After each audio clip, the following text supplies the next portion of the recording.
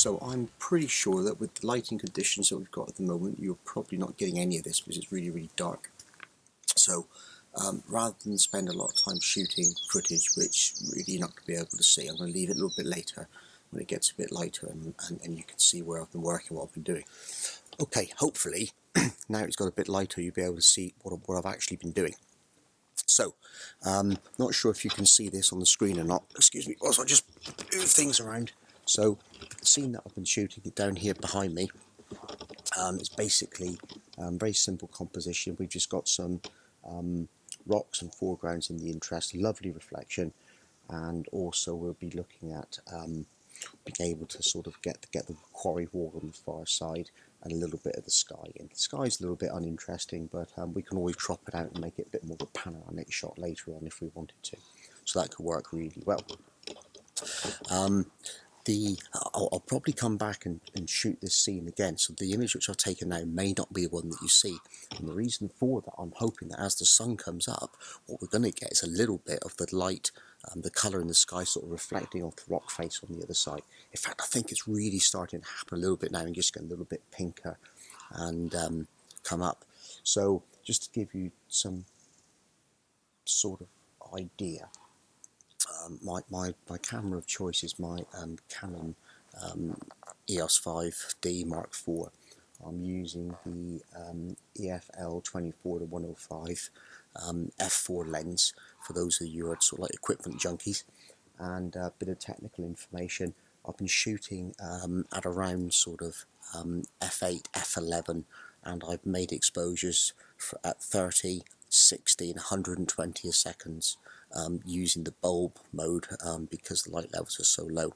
I've also put a polarizer on the filter, polarizing filter on the camera, just to sort of dampen down some of those highlights, and it just adds a little bit more information to the lens, to things. I think unfortunately that the air temperature is starting to come up. We're getting a few more ripples on the water as well now.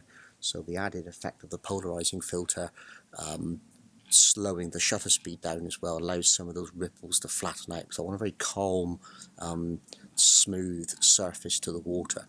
So I'm going to look for some more compositions, and then I'll get back to you again maybe a little bit later on.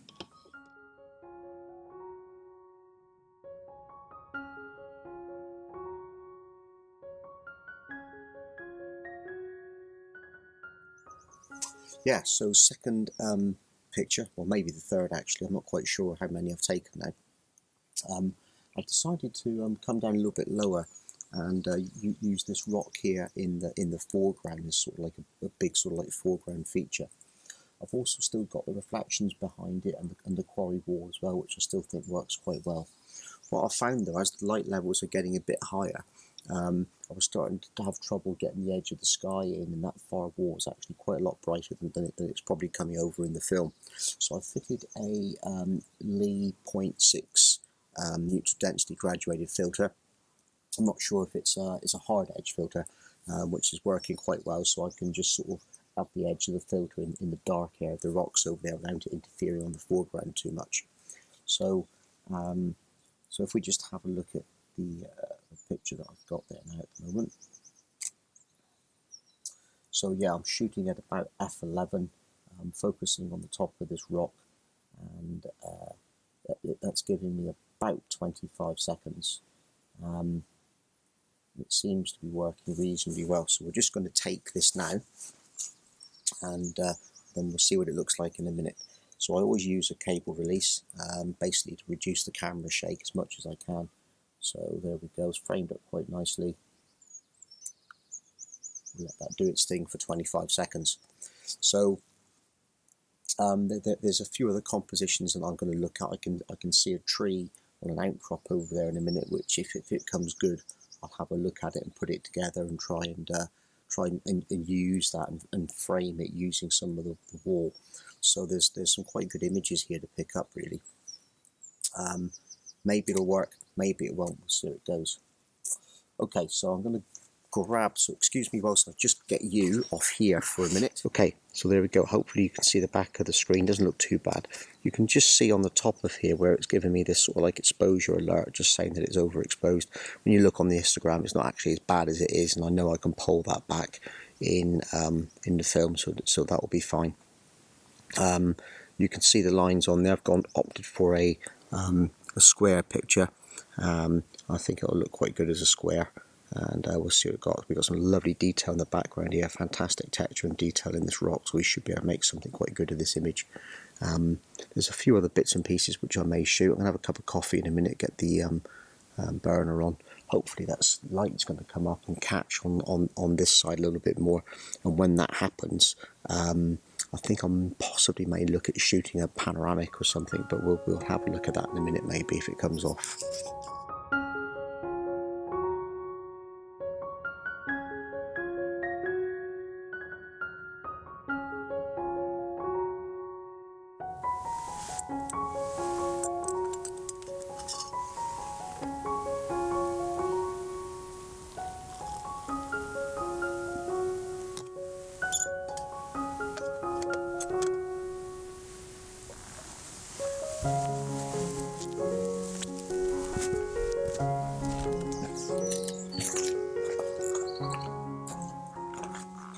Okay, so I've just been set the camera up to shoot a panoramic.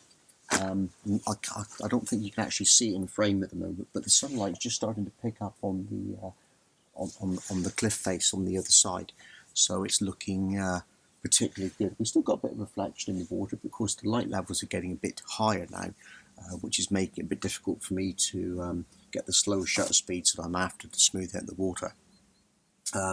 I guess really I'd probably need to sort of invest a bit of money really and get one of the big stoppers or little stoppers or something just to try and slow those shutter speeds down. But the setup that I've got at the moment, I've levelled my tripod as best I can. It could probably be a little bit better to be honest, but it's good enough for what I need. In fact, I'll probably just tweak it just a little bit actually, just sort of like bring it back in. There we go. A little bit more. You can't see it there, but there's a spirit level on the other side.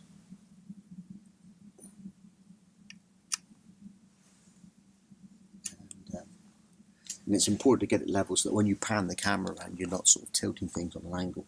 So that's the tripod leveled up.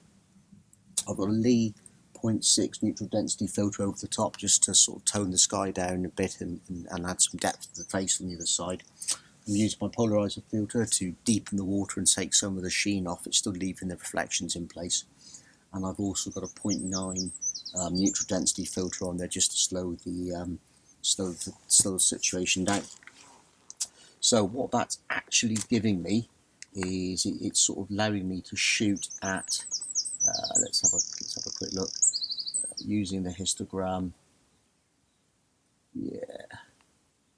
It's allowing me to shoot at about sort of like 5 seconds at f16. Now I'm using a fairly wide aperture because I don't want to have to focus stack, and I want to get everything in the foreground here in focus as well. So just bear with me whilst I take these pictures. Incidentally, I'd once again, I'll be using the shutter release. So excuse me whilst I get down out of frame. Sort of blocking the camera now, but here we go. I sort of mark the beginning and the end of my frames with my hand. I find that if I sort of like put my hand in front for the first frame, it just enables me to know when I start editing where the first shot is and where the last one is. So that's my marker shot. So one, I always take a shot at the end, one at the beginning, because when you tend to crop, you sort of need to know that you've got everything in.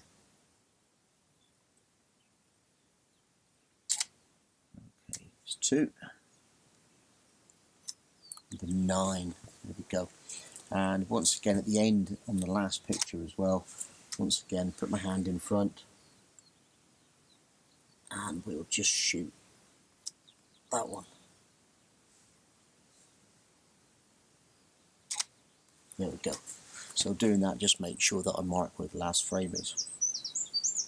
So it's going to be about an 8 or 9 picture panoramic, and that should be pretty good. So just to recap, 0.6 ND filter, 0.9 ND filter, polarizing filter, shooting at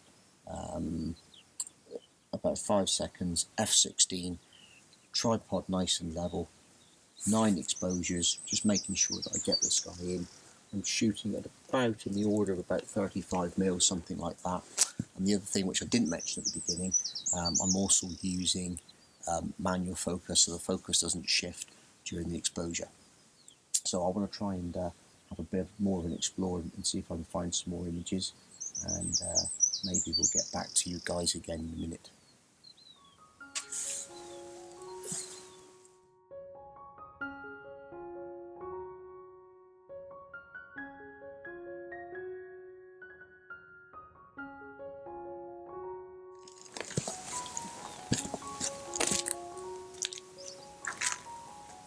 Okay, so that's it for this trip. The light's still absolutely fantastic, and I could probably spend the whole day here, but I'm pretty busy at the moment. I've got a lot of things to crack on with and do, so I've shot quite a few images today. A few of them you're probably going to see in the finished video, though I'm not sure yet. It depends what it looks like when I get back and sort through it later on. And there's quite a few images which I won't put in as well. It might even be that later on I do kind of like an image wrap up, and show you all the stuff which didn't make it into the final video. That's going to be a couple of weeks though, because as soon as I get home today I'm going to be judging a monochrome print competition. So I'll be visiting a local camera club next week, and speak to them about their photography, and try and give them some useful tips and hints on their images. So it's time for me to shoot off and carry this big lump back to the car. It's probably about a 40-minute walk, and then another half an hour before I get home. And still fairly early in the day, so I've got a lot of time to get things sorted out and done. So thanks for watching. Hopefully I'll get to see you again very, very soon, and bye for now. I hope that you enjoyed this video. If you did, please give it a thumbs up. If you didn't, by all means give it a thumbs down, but either way I'd love for you to comment. I'd also like to see you subscribe to the channel and keep in touch with what I'm up to. And all being well, enjoy your photography this week, stay safe, and I'll see you soon.